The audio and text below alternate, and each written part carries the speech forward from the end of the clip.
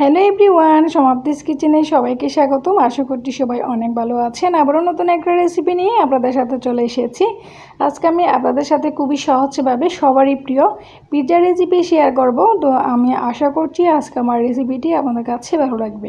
রেসিপিটি শুরু করার আগে সবার কাছে একটা রিকোয়েস্ট থাকবে, যদি আমার রেসিপিটি ভালো লেগে থাকে তাহলে অবশ্যই লাইক, কমেন্ট, শেয়ার করবেন এবং সাবস্ক্রাইব করে পাশে থাকবেন। পরবর্তী রেসিপি পাওয়ার জন্য পাশে থাকা বেল আইকনটা প্রেস করে রাখবেন, এতে করে যে কোনো ধরনের নোটিফিকেশান আগে আপনাদের কাছে চলে যাবে। তাহলে চলুন শুরু করা যাক। তো প্রথমে আমি এখানে 1 টিস্পুন পরিমাণ ইস্ট নিয়ে নিব। আপনারা মেজারমেন্টটা ঠিক রাখবেন, আর এইসব মেজারমেন্ট আমি ডিসক্রিপশন বক্সে দিয়ে রাখবো, আপনারা চাইলে দেখে নিতে পারেন। আর এখানে আমি নিয়ে নিচ্ছি 1 টিস্পুন পরিমাণ চিনি।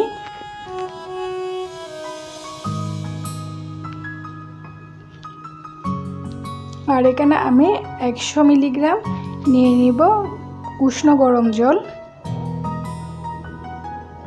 তো এখন এটাকে আমি মিশিয়ে 5 মিনিটের জন্য রেখে দিব, এতে করে ইস্টটা অ্যাক্টিভেট হবে।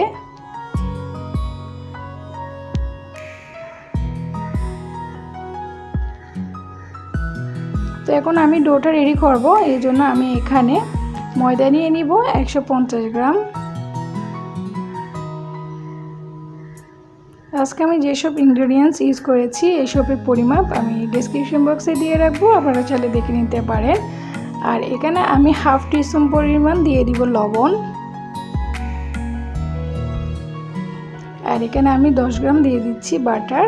আপনারা চাইলে এখানে তেলও ইউজ করতে পারেন, তবে বাটার দিলে খুব ভালো একটা ফ্লেভার আসে। আর এখন দিয়ে দিব যে ইস্ট মাখানো জলটা দিয়ে দিচ্ছি আমি।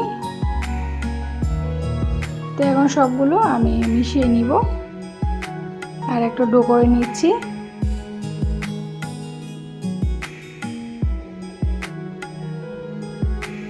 তো এখন এটাকে আমি 20 মিনিট হালকা একটু ময়দা দিয়ে মুতে নিব, এতে করে স্টিকি ভাবটা চলে যাবে। এটা প্রথমেই স্টিকি মনে হলো ও মুতে নেওয়ার সময় যখন 20 মিনিট মুতে থাকবেন তখন এটা আর ওরকমভাবে স্টিকি লাগবে না। তো এইভাবে আমি এই যে হাতের এই পাশটা দিয়ে জাস্ট এইভাবে ঘুরিয়ে ঘুরিয়ে আমি 20 মিনিটের মতন এটাকে মুতে নিচ্ছি। তো আমার 20 মিনিট এভাবে হয়ে গেছে। আর এখন আমি বাটির মধ্যে কিছুটা বাটার দিয়েছি, এতে করে এটা ড্রাই হয়ে যাবে না।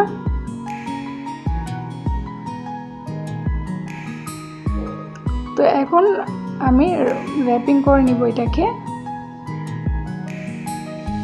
তো আমি একটা এরকম পলিথিন নিয়েছি, আপনাদের কাছে যদি র্যাপিং পেপার থাকে তাহলে আপনারা এটা র্যাপিং পেপার দিয়ে র্যাপিং করে নেবেন। তো আমি এইভাবে পলিথিনটা এভাবে সিল করে দিব, যেন কোনো প্রকার বাতাস ঢুকতে না পারে। আর এটাকে আমি 1 ঘন্টার মতন উষ্ণ গরম জায়গায় এটাকে রেখে দিব। তো দেখতে পাচ্ছেন 1 ঘন্টা পর এটা ফুলে ডাবল হয়ে গেছে।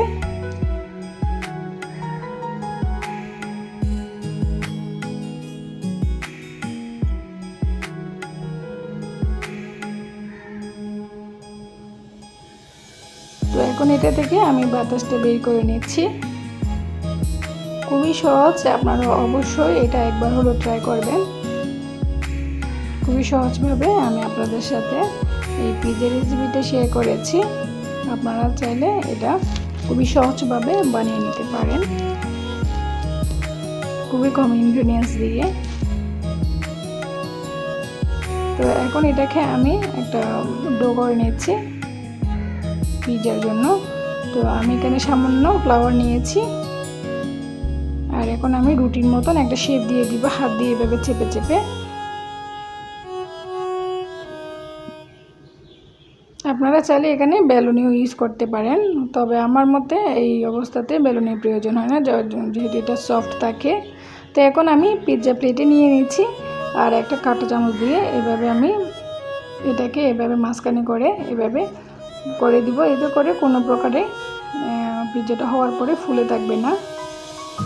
আর এখন আমি দিয়ে দিব পিৎজা সস। এই পিৎজা সসটা আমার হোমমেড তৈরি। এটার রেসিপি আমি খুবই শেয়ার করব আপনাদের সাথে খুবই শীঘ্রই। তো আমি পরিমাণ মতন পিৎজা সসটা দিয়ে দিচ্ছি এখানে।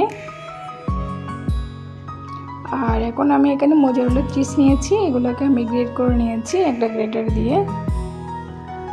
তো আমি পরিমাণ মতো দিয়ে দিলাম। পরিমাণটা আপনাদের উপর ডিপেন্ড করে, আপনারা বেশি খেলে একটু বাড়িয়ে দিবেন। আর এখানে আমি চিকেন সসেস নিয়েছি আর নিয়েছি ব্ল্যাক অলিভ। তো চিকেন সসটা আমার হোমমেড তৈরি, এটার রেসিপিও আমি আপনাদের সাথে শেয়ার করব। খুবই খেতে খুবই টেস্ট। তো আমি পরিমাণ মতো দিয়ে দিলাম। আর এখন দিয়ে দিব ব্ল্যাক অলিভ। আপনারা এখানে চাইলে ক্যাপসিকাম দিতে পারেন, অনিয়ন দিতে পারেন, ক্যারটও দিতে পারেন, আপনাদের ইচ্ছে মতন দিয়ে আপনারা সাজিয়ে নিতে পারেন এটাকে। এখন এটাকে আমি 180 ডিগ্রিতে 20 মিনিট বেক করে নিব। আর দেখতে পাচ্ছেন কতটা সফট হয়েছে আর খেতে খুবই ইয়ামি হয়েছে। আপনারা দেখে নিশ্চয়ই বুঝতে পেরেছেন এটার টেস্টটা কেমন হয়েছে। তো আমি আপনাদেরকে কেটে দেখাচ্ছি।